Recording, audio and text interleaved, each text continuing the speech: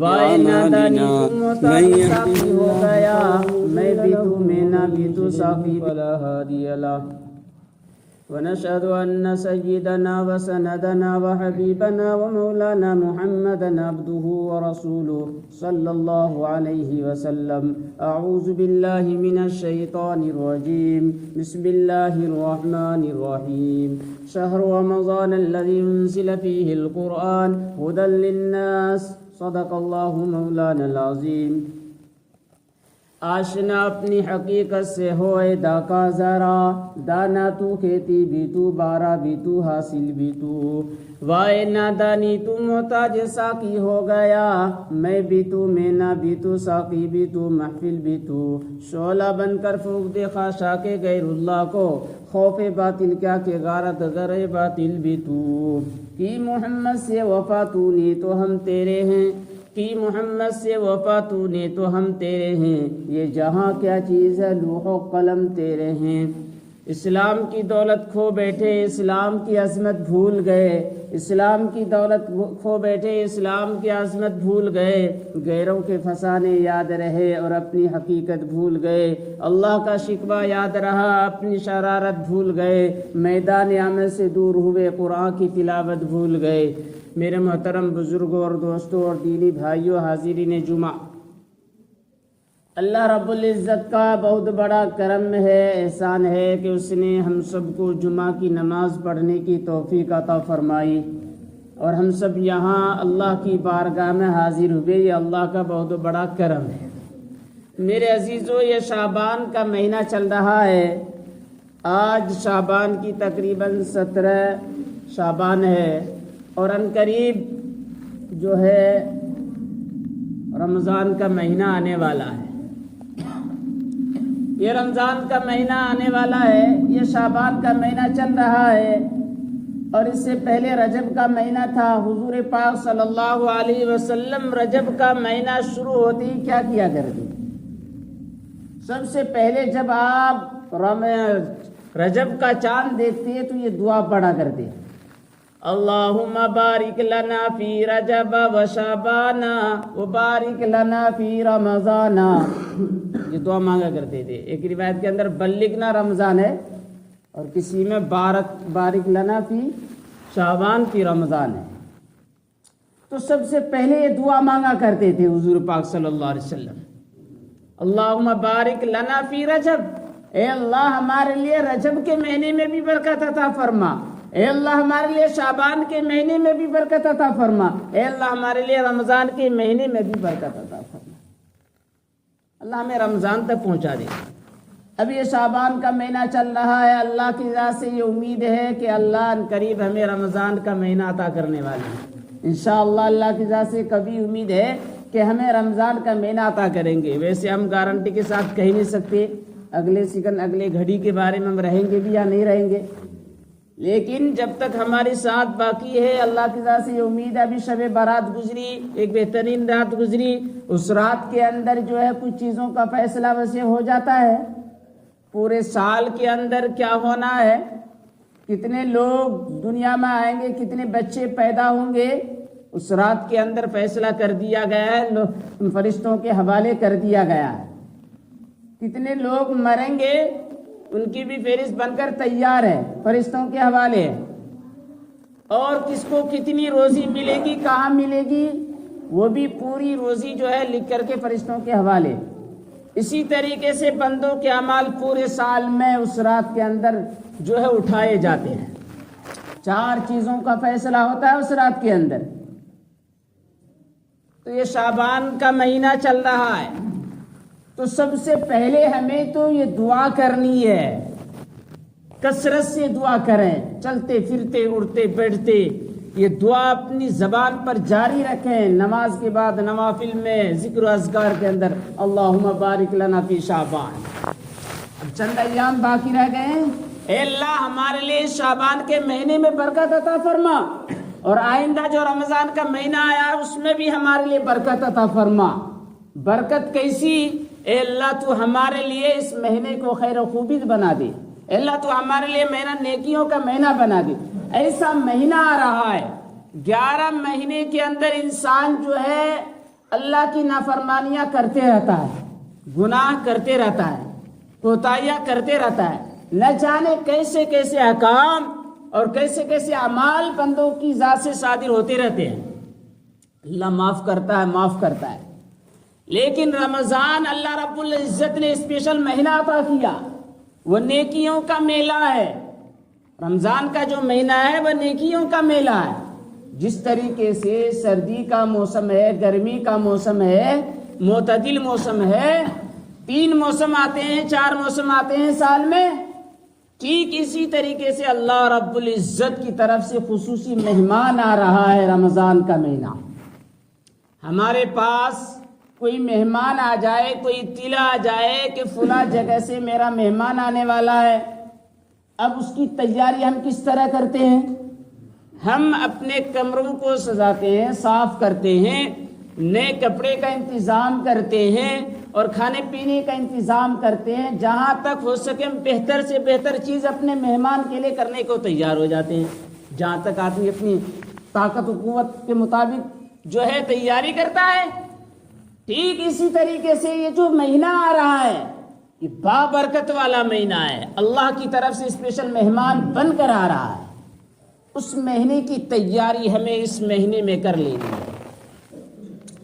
تیاری کس طریقے سے کہ یہ جو شعبان کا مہینہ چل رہا ہے، حضور پاک صلی اللہ علیہ وسلم کثرت سے ایک تو دعا مانگا کرتے، اور دوسری چیز حضور پاک صلی اللہ علیہ وسلم اس مہینے میں کثرت سے روزہ رکھا کرتے۔ رمضان کے بعد سب سے زیادہ حضور پاک صلی اللہ علیہ وسلم نے اس مہینے میں کثرت سے روزہ رکھا، شعبان کے مہینے، اور اخیر میں 25 کے بعد 26 27 2-3 دن اخیر میں چھوڑ دے شعبان کے، باقی اس مہینے میں جتنے دن چاہے روزہ رکھے۔ یہ کوئی نہیں صرف 15ویں شعبان کے اندر ہم روزہ رکھیں، 15 میں بھی رکھ سکتے ہیں، 16 میں بھی رکھ سکتے ہیں، 14 میں بھی رکھ سکتے ہیں۔ ایام 20 ہر مہینے انسان معمول بنا لے 3 روزے رکھنے کا، 13 14 15، ایک نیکی کا ثواب 10 گنا، تو 3 روزے رکھیں گے مہینے میں 30 دن کا ثواب مل جائے گا۔ اگر انسان یہ معمول بنا لے تو پوری زندگی روزہ رکھنے کا ثواب اس کو مل جائے گا۔ ہر مہینے میں 3 دن روزہ رکھنے کا معمول بنا لے تو پوری زندگی اگر یہ عمل کرتا رہے گا تو پوری زندگی روزہ رکھنے کا ثواب اس کو مل جائے گا۔ اس لیے حضور پاک صلی اللہ علیہ وسلم 13 14 15 کو روزہ رکھا کرتے تھے ہر مہینے میں۔ تو یہ شعبان کا مہینہ ہے، اس مہینے میں اگر ہم سے ہو سکے تو کثرت سے ہم روزہ رکھیں بھائی، تاکہ اس کی تیاری اور اس کا مشق جو ہے تمرین ابھی ہو جائے، اور رمضان میں روزہ رکھنے میں کوئی دقتوں کا سامنا نہ کرنا پڑے، مشکلات کا سامنا نہ کرنا پڑے، آسانی کے ساتھ ہم روزہ رکھ سکیں۔ ہاں البتہ جو ہے 28 29 30 27 کے بعد نہ رکھے تو بہتر ہے، اس لیے تاکہ شعبان کے روزے الگ ہو جائے، رمضان کے روزے الگ ہو جائے، پتہ چل جائے کہ اب رمضان کا مہینہ شروع ہو چکا ہے۔ اس لیے 27 28 کے بعد روزہ نہ رکھیں، اس سے پہلے آپ کبھی بھی رکھ سکتے ہیں۔ تو یہ صرف نہیں شب بارات جو ہے 14ویں رات کے بعد جو 15ویں رات آتی ہے، رات میں عبادت کر لی تھوڑی بہت اور دن میں روزہ رکھ لی اور ختم، یہ عمل کرے ماشاءاللہ اچھی بات ہے، کرنا چاہیے، فضیلت کی رات ہے، برکت والی رات ہے، حدیثوں کے اندر آیا ہے آدمی اس رات کے اندر جو کچھ مانگتا اللہ کی طرف سے ندا آتا ہے، اعلان آتا ہے، ندا آتی ہے فرشتوں کے ذریعے، پوری رات مغرب سے لے کر صبح صادق تک یہ اعلان ہوتے رہتا ہے مجھ سے کوئی مغفرت طلب کرنے والا میں اس کو بخش دوں گا، ہے کوئی مجھ سے روزی طلب کرنے والا میں اس کو روزی دوں گا، ہے کوئی اپنی مشکلوں کا حل کرنے والا، ہے کوئی بیماری کو شفا مجھ سے طلب کرنے والا میں اس کو شفا عطا کروں۔ تو اللہ کی طرف سے اس رات میں اعلان ہوتا ہے، لیکن ہم اس قدر کوتاہ انسان بن گئے، اس قدر ہم نافرمان انسان بن گئے ہیں کہ اللہ کی طرف سے اعلان تو آتا ہے لیکن ہم جاگنے کو تیار نہیں، ہم اپنے آپ کو بدلنے کو تیار نہیں۔ ہماری زندگی کب سدھرے گی میرے عزیز؟ ہماری زندگی کے اندر انقلابات کب آئیں گے؟ ہماری زندگی تقویٰ والی کیسے بنے گی؟ ہماری زندگی صحابہ والی زندگی کیسے بنے گی؟ ہماری زندگی ایمان والی زندگی کیسے بنے گی؟ اس کی بھی تو فکر کرو میرے عزیز۔ ہم دنیا بنانے کے لیے سب کچھ ساری چیزوں کی فکر کرتے ہیں، اپنے گھر والوں کے لیے، اپنے گھر کے لیے، اپنے عزیز و اقارب کے لیے، سب چیز بہتر سے بہتر۔ انسان دنیا میں رہنے کے لیے سکون چاہتا ہے، آرام چاہتا ہے، اطمینان والی زندگی چاہتا ہے اور اس کے لیے انسان انتھک کوشش بھی کرتا ہے، لیکن آخرت کی زندگی جو ہے اس کی ہمارے پاس کوئی تیاری نہیں، اس کی ہمارے پاس کوئی تیاری نہیں۔ تو رمضان کا مہینہ آ رہا ہے، اس سے پہلے استقبال کے لیے اپنے آپ کو تیار کرو۔ آج ہماری زندگی کے اندر کیسی کیسی برائیاں ہیں، ان برائیوں کا ہم ختم کیسے کریں گے؟ میرے عزیز اس کی فکر کیوں نہیں کرتے؟ یہ رمضان کا مہینہ آ رہا ہے، اس سے پہلے اگر ہمارے اندر کسی بھی اعتبار سے شرک کا مادہ پایا جاتا ہے، بہت سارے لوگ جو ہے شرکی اعمال کرتے ہیں، اس کو پتہ ہی نہیں رہتا۔ اس رات کے اندر جو شب برات میں ہزاروں بڑی کلب کی بکریوں کے بال کے برابر گناہ لوگوں کی بخشش ہوتی ہے، مغفرت ہوتی ہے، لیکن اس رات کے اندر 14-15 آدمی کی بخشش نہیں ہوتی ہے۔ اس میں سے ایک شخص وہ بھی ہے جو اللہ کے ساتھ شرک کرتا ہے۔ اس لیے قرآن کریم کے اندر فرمایا ان الشرک لظلم عظیم، شرک سب سے بڑا گناہ ہے، بڑا گناہ ہے، بھیانک گناہ ہے، بھیانک جرائم میں سے، اللہ اس کو کبھی بھی معاف نہیں کرے گا۔ ان اللہ لا یغفر ان یشرک بہ ویغفر ما دون ذلک لمن یشاء، کیونکہ یہ چاند، یہ چرند، یہ پرند، یہ دریا، یہ سمندر، یہ آسمان، یہ زمین، یہ چرند پرند، سب کی ساری چیزوں کا مالک خالق صرف اور صرف اللہ ہے، اللہ کے علاوہ کوئی نہیں۔ اس لیے ہم کو اللہ نے پیدا کیا ہے، ہمیں یہ سوچنا ہے ہمارا معبود کون ہے، ہمارا خالق کون ہے، ہمارا رازق کون ہے، ہمارا پالنہار کون ہے، کون ہمیں روزی دیتا ہے، کون ہمیں زندگی دیتا ہے، کون ہمیں جلاتا ہے، کون ہمیں مارتا ہے، کون ہمیں پیدا کرتا ہے۔ ہمیں اس کی فکر کرنی چاہیے، اس کی سوچ اپنے ذہن و دماغ کے اندر بٹھانا چاہیے۔ تو اللہ اس رات کے اندر جو ہے شرک کرنے والوں کی بخشش نہیں ہوتی۔ آج ہم اللہ کی طرف سے اچانک کوئی اگر مصیبت آ جائے، کوئی حادثہ آ جائے، کوئی پریشانی آ جائے، تو ہم اپنی زبان سے ایسے ایسے الفاظ استعمال کر لیتے ہیں جو آدمی شرک کے دہانے، شرک کی جیلت پر قدم رکھ دیتا ہے، ہم سوچ بھی نہیں سکتے۔ اس لیے اگر کوئی بندہ کسی بھی اعتبار سے کبھی شرکی الفاظ نکال دیتا ہے یا شریک ہے تو فوراً اس سے توبہ طائب ہونا چاہیے۔ شرک کا کیا مطلب ہوتا ہے؟ شرک کا مطلب ہوتا ہے کہ اللہ کی ذات میں، اللہ کی صفات میں کسی دوسرے کو شریک کرنا۔ اللہ رب العزت ذات میں بھی تنہا ہے، اکیلا ہے۔ اللہ رب العزت اپنی صفات میں بھی تنہا اور اکیلا ہے۔ اللہ کی ذات میں کوئی شخص شریک نہیں ہے، اللہ کی ذات میں، اللہ کی صفات میں کوئی شریک نہیں ہے۔ اب اگر کوئی بندہ یہ سوچتا ہے کہ جس طریقے سے اللہ جو ہے قادر ہے، اسی طریقے سے فلاں پیغمبر، فلاں نبی، فلاں ولی، فلاں بزرگ بھی اس بات پر قادر ہے، تو یہ شرک ہے۔ اللہ علیم ہے، اللہ حاضر و ناظر ہے۔ اب اگر کوئی بندہ یہ عقیدہ رکھتا ہے کہ جس طریقے سے اللہ حاضر و ناظر ہے، کفے دست کی طرح دیکھتا ہے، اسی طریقے سے فلاں ولی، فلاں پیغمبر، فلاں نبی، فلاں رسول بھی قادر ہے، تو یہ شرک ہے۔ نہیں میرے عزیزوں، صرف اور صرف اللہ کی ذات قادر ہے، یہ عقیدہ رکھنا ہوگا۔ اسی طریقے سے اس رات کے اندر آپ لوگ جانتے ہیں، جو اپنے پاجامے کو، جو اپنی لنگی کو، جو اپنے پین کو ٹخنا سے نیچے رکھتا ہے، اس کی بخشش نہیں ہوتی۔ پاجامہ کو، پین کو، لنگی کو، ازار کو ٹخنا سے نیچے رکھنا یہ مشرکوں کا شیوا تھا، یہ منافقوں کا شیوا تھا، یا کافروں کا شیوا تھا، یہ غنود کا شیوا ہے۔ آج مسلمانوں نے اس کو اپنا لیا۔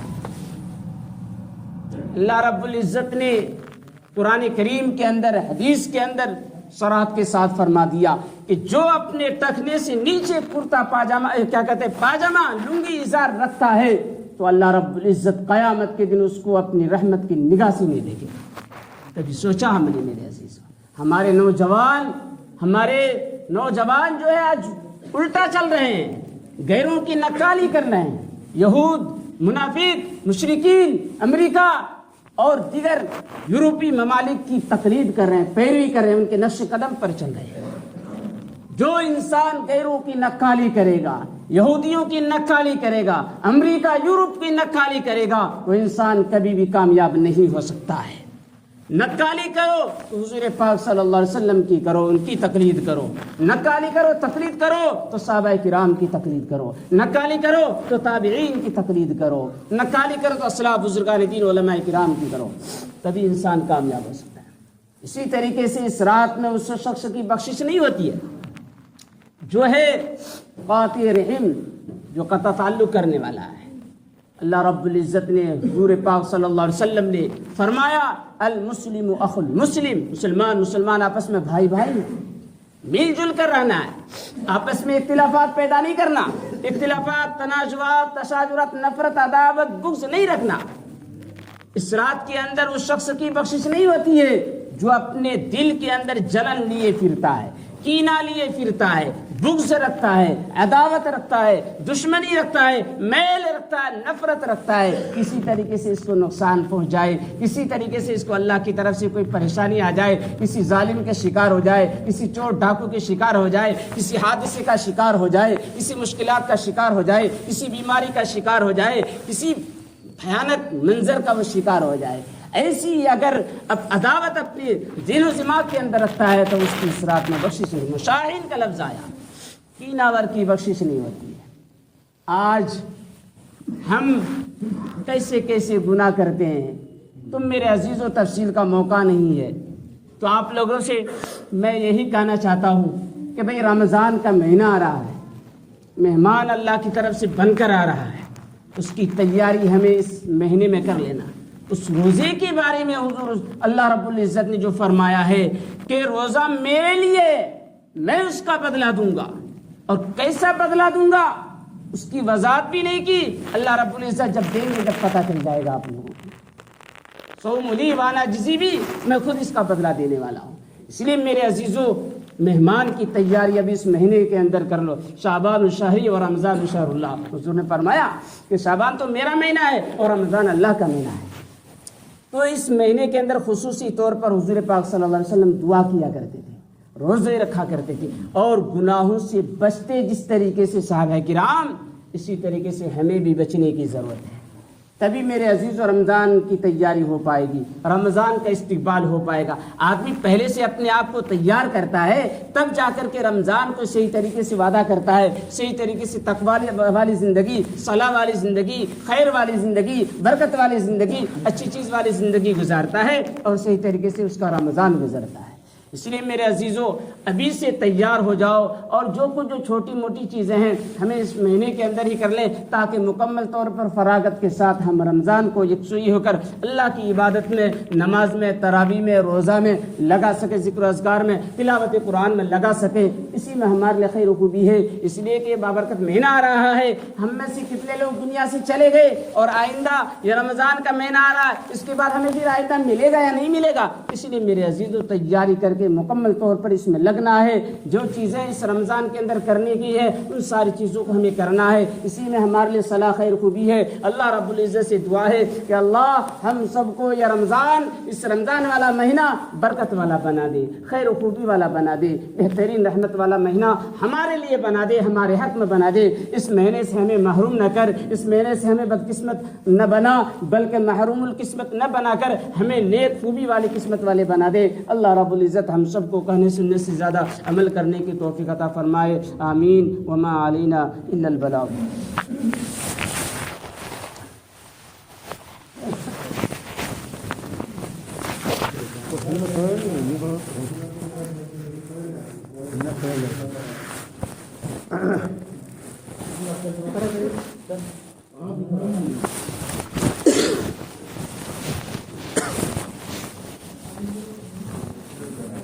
الله أكبر الله أكبر الله أكبر الله أكبر أشهد أن لا إله إلا الله أشهد أن لا إله إلا الله أشهد أن محمدا رسول الله أشهد أن محمدا رسول الله حي على الصلاة حي على الصلاة حي على الفلاح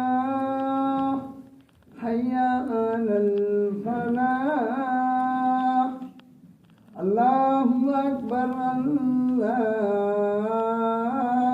أكبر لا إله إلا الله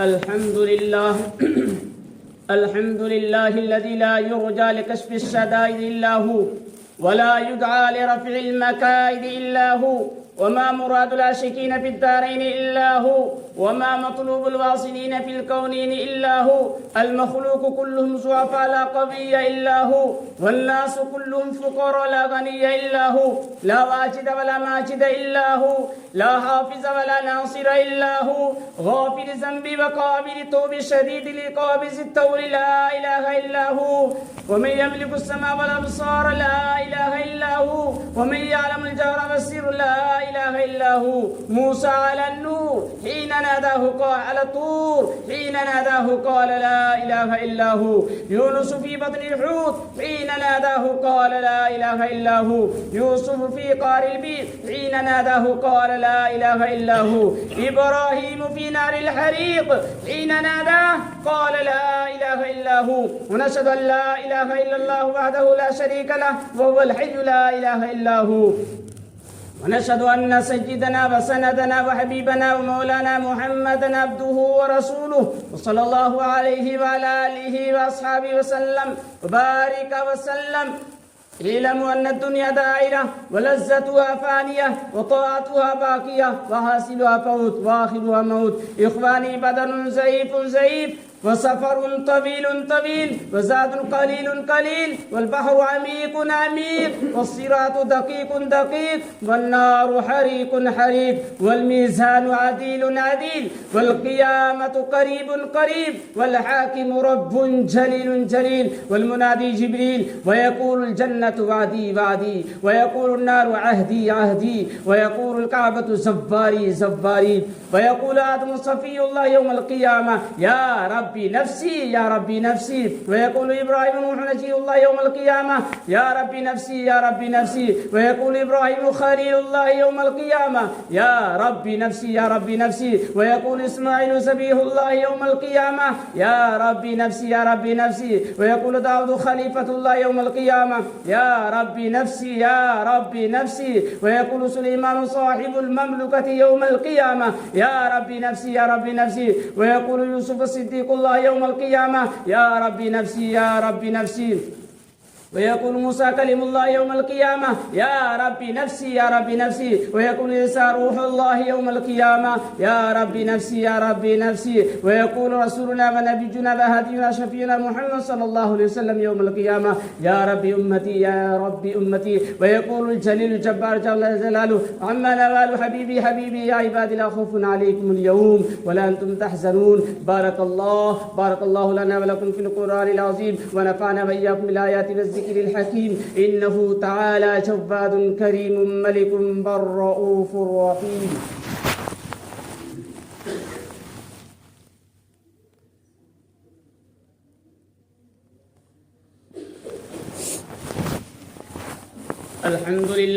الحمد لله نحمده ونستعينه ونستغفره ونؤمن به ونتوكل عليه ونعوذ بالله من شرور أنفسنا ومن سيئات أعمالنا من يهده الله فلا مضل له ومن يضلل فلا هادي له ونشهد أن سيدنا وسندنا وحبيبنا ومولانا محمدا عبده ورسوله أما بعد فإن أصدق الحديث كتاب الله وأوثق العرى كلمة التقوى وخير الملل ملة إبراهيم وخير السنن سنة محمد صلى الله عليه وسلم وأشرف الحديث ذكر الله وأحسن القصص هذا القرآن وخير الأمور أوازمها وشر الأمور محدثاتها وأشرف الموت قتل الشهداء وعمل أعمال الصلاة بعد الهدى وخير العلم ما نفع وخير الهدي ما اتبع ومن الناس من لا يأتي بالصلاة إلا دبورا ومنهم من لا يذكر الله إلا هجورا ومن أعظم الخطايا لسان الكذوب وخير الغنى النفس وخير الزاد التقوى وخير ما وكل في القلوب اليقين والارتياب من الكفر والنياحة من عمل الجاهلية والغلول من جساء جهنم